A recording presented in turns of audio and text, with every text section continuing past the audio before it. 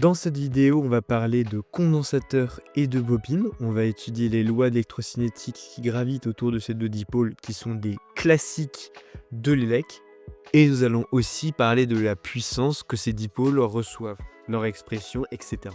Si ce genre de vidéo vous plaît, n'hésitez pas à vous abonner, à mettre un pouce en l'air et activer la cloche. Cela m'aide beaucoup. Et n'hésitez pas à suivre l'actualité de la chaîne, de nouvelles vidéos sur l'élec vont bientôt sortir, si vous voulez être un petit crack de l'électronique. Maintenant, préparez vos bobines et c'est parti.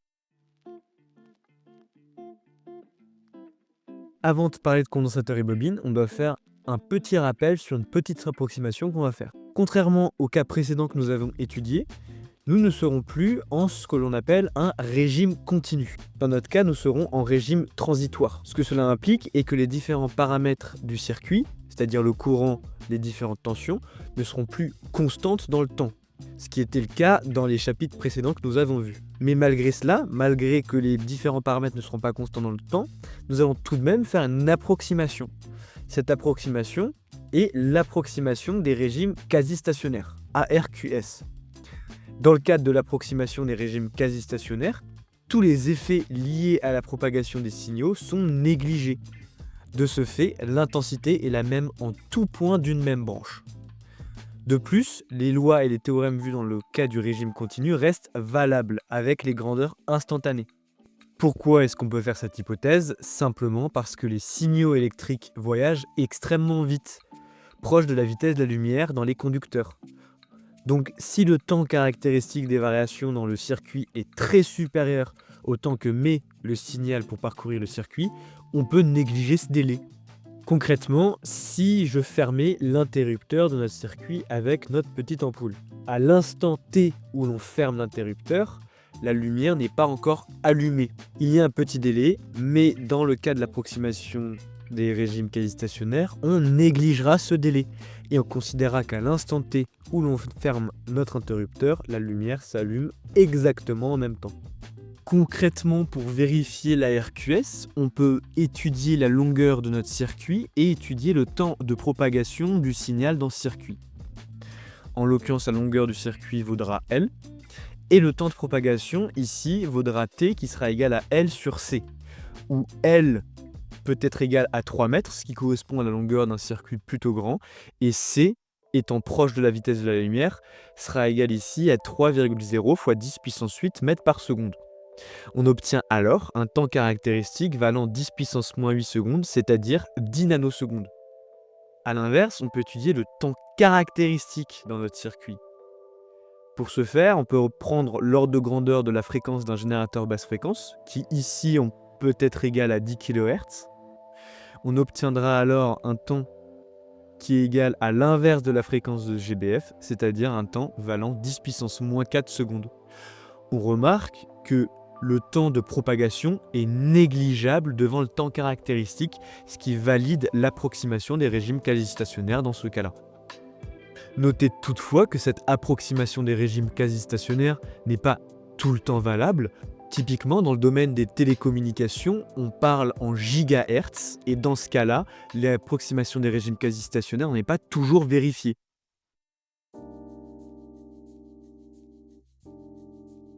Pour comprendre comment un condensateur fonctionne, on peut imaginer deux plaques de métal qui se font face. En l'occurrence, dans notre cas, on soumet ces deux plaques à une différence de potentiel à la tension E.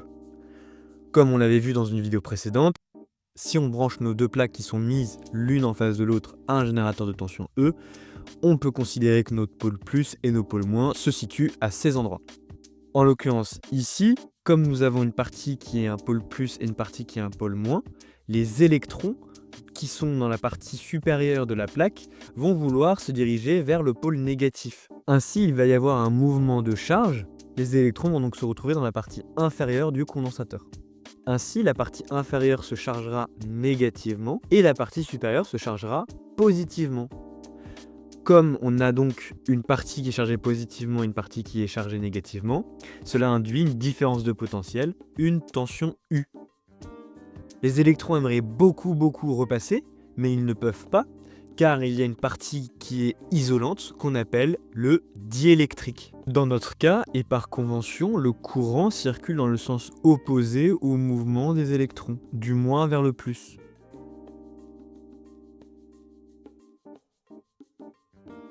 Dans notre cas, si on s'intéresse à la charge qu'il y a dans chaque armature, la charge dans l'armature supérieure suit la loi Q est égale à C fois U, avec Q qui est en coulomb et C en farad.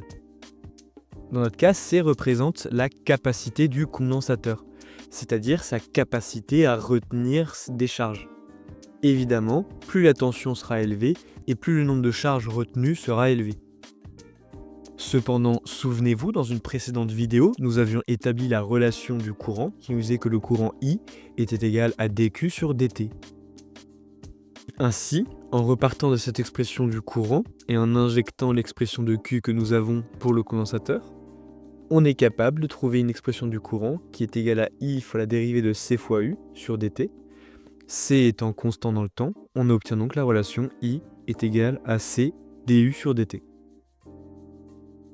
Et voilà, on est capable d'établir notre première relation qui nous dit qu'en convention récepteur, le courant I est égal à C DUC sur dt. Si on met un condensateur dans un circuit fermé avec un interrupteur K, lorsque l'on ferme K, les charges, à l'instant où on les ferme, les charges passent très bien. Le condensateur se comporte donc comme un interrupteur fermé. Puis au bout d'un certain moment, les charges ne pourront plus passer car le condensateur sera complètement chargé et donc on pourra considérer que le condensateur C sera un interrupteur ouvert.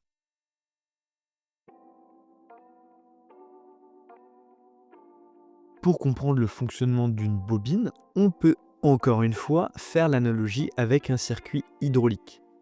Dans notre cas, on peut considérer une bobine comme une roue ayant une forte inertie. Si l'on laisse le courant passer, au tout début, la roue empêche le courant de circuler, car il faut tout d'abord la mettre en rotation. Et au fur et à mesure que la roue se met en rotation, elle laisse de plus en plus passer le courant. Pour une bobine, le principe est assez similaire. Si on branche une bobine à un générateur de tension et qu'on ferme un interrupteur, à l'instant où l'on ferme l'interrupteur, par des propriétés électromagnétiques que nous n'allons pas détailler ici, le courant ne peut pas passer. La bobine se comporte comme un interrupteur ouvert et une tension est créée due à une différence de potentiel. Au fur et à mesure que le temps passe, le courant passe de plus en plus dans la bobine et les potentiels s'égalisent peu à peu, ce qui annule notre différence de potentiel. Ce phénomène est régi par la loi des composants, qui nous dit que la tension aux bornes d'une bobine est régie par la loi UL est égale à L dI sur dt, en convention récepteur. On notera toutefois que pour décrire une bobine réelle, il est nécessaire de prendre en compte la résistance des fils. La bobine réelle est alors modélisée par une résistance en série avec une bobine idéale. La tension aux bornes de la bobine réelle et l'intensité sont donc liées par la loi U est égal à R fois I plus LDI sur dt.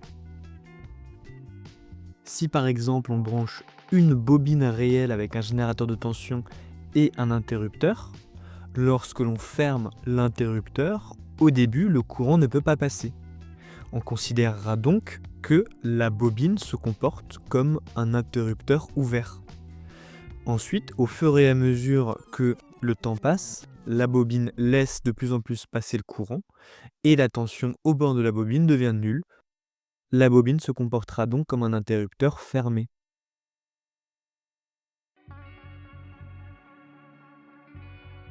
On peut à présent s'intéresser à la puissance qui passe par nos dipôles. En l'occurrence, on va commencer par la résistance dont on n'avait pas parlé dans la précédente vidéo. La puissance en convention récepteur aux bornes d'une résistance est égale à U fois I. De même, comme la tension U est égale à R fois I en convention récepteur, alors la puissance passant par notre résistance est égale à R fois I au carré. On va à présent s'intéresser à la puissance et l'énergie stockée dans un condensateur. Pour ce faire, on repart de la convention récepteur et on établit notre relation de la puissance qui est égale à U fois I en convention récepteur. Comme on a choisi cette convention, on peut ensuite faire notre loi des composants qui nous dit que le courant I est égal à C du sur dt. Ce courant I, nous pouvons l'injecter dans notre expression du courant, ce qui nous donne une puissance qui est égale à CU du sur dt. Et en l'occurrence ici, un petit rappel de dérivée, mais si nous dérivons 1/2 de U au carré, nous obtiendrons du U fois du sur dt. Ainsi, on peut faire une sorte de primitive, établir la puissance qui sera égale à C fois la dérivée temporelle de 1/2 de U au carré. De même, comme C est constant, il ne dépend pas du temps, on peut le mettre dans notre expression de la dérivée. On obtient donc une expression de la puissance qui est égale à la dérivée temporelle de CU carré. Sauf que la puissance est égale à la dérivée de l'énergie stockée dans le condensateur. Notre puissance étant en joules par seconde, c'est-à-dire en watts, notre énergie étant simplement en joules. On a donc bien la relation d'homogénéité vérifiée. On peut donc en conclure en identifiant que l'énergie stockée dans un condensateur est égale à 1/2 de CU carré. Et cette énergie s'exprime en joules.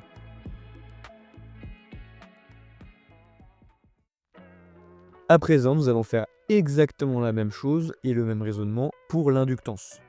En convention récepteur, encore une fois, notre puissance est égale à U fois I.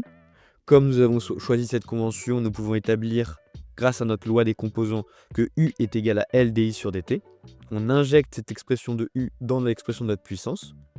Et de même, ici, on peut rappeler que d sur dt de 1/2 de I au carré est égal à I fois dI sur dt. Et donc, comme précédemment, nous pouvons mettre notre expression d'inductance dans la dérivée. Et on peut donc en conclure, l'énergie stockée dans une bobine est égale à 1/2 de Li carré. Encore une fois, cette énergie est évidemment en joules.